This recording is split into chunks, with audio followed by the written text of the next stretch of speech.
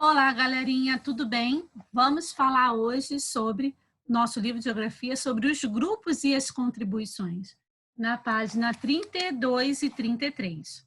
Então, a gente está estudando vários grupos, né? A gente já estudou os índios, já falamos sobre a chegada dos portugueses, né? E que diferentes contribuições esses grupos fizeram para a nossa vida, para o nosso povo, né? Se a gente entender os motivos que levam as pessoas a se unir, geralmente tem um objetivo em comum. Então, quando nós estamos na escola, qual é o nosso objetivo?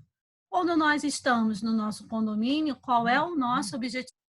Então, cada grupo tem os seus objetivos e tem as nossas contribuições, né? E aí, quando a gente muda o lugar de origem, esses grupos acabam influenciando, pois acabam levando os costumes, né, que você conviveu. Por exemplo, se um grupo de japoneses vier para o Brasil, eles vão trazer os costumes deles, né, as crenças, os costumes, e vão acabar influenciando aquelas pessoas que vivem aqui, né, que eles se relacionam diariamente.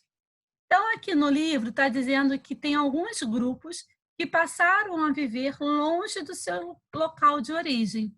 Então, no número 1, está aqui lá pelos anos de 1940 e 1980, muitas pessoas de estados da região do Nordeste do Brasil se mudaram para o Rio de Janeiro.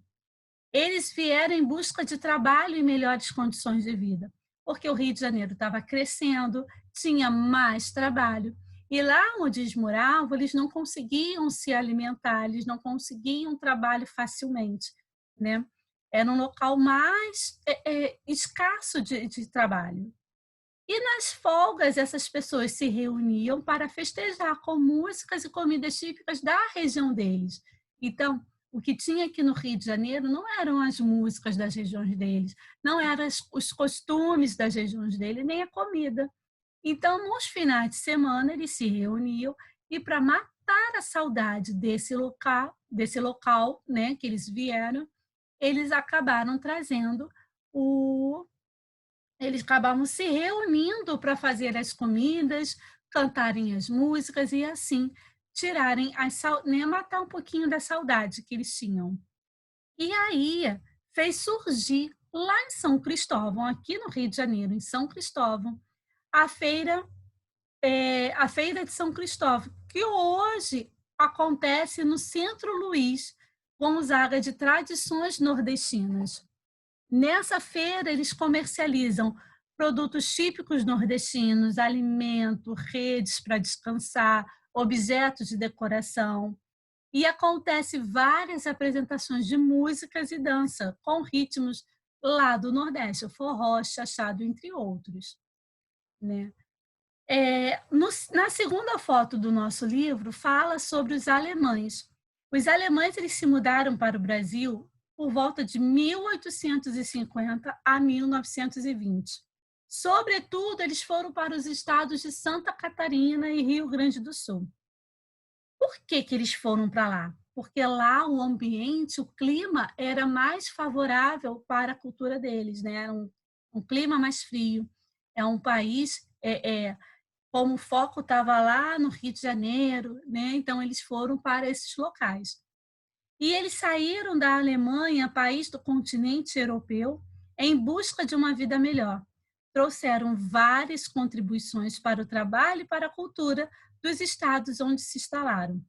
Um exemplo são as construções em enxaimel, como mostra a fotografia. E aqui está aqui, ó, as construções. Quando a gente passeia, né, por essas aqui, ó, tá vendo? Essas construções. Nós vemos muitas origens alemãs. Na página 33, fala sobre o Olodum. Olodum surgiu como um bloco de carnaval na cidade de Salvador, no estado da Bahia, em 1979.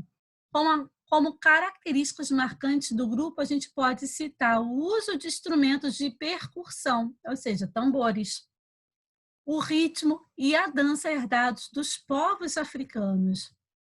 e foram trazidos para o Brasil na condição de escravizados. O Olodum se apresenta regularmente no bairro do Pelourinho, cultivando seus valores por meio de sua expressão artística e atrai pessoas vindas de diversos lugares do Brasil e do mundo.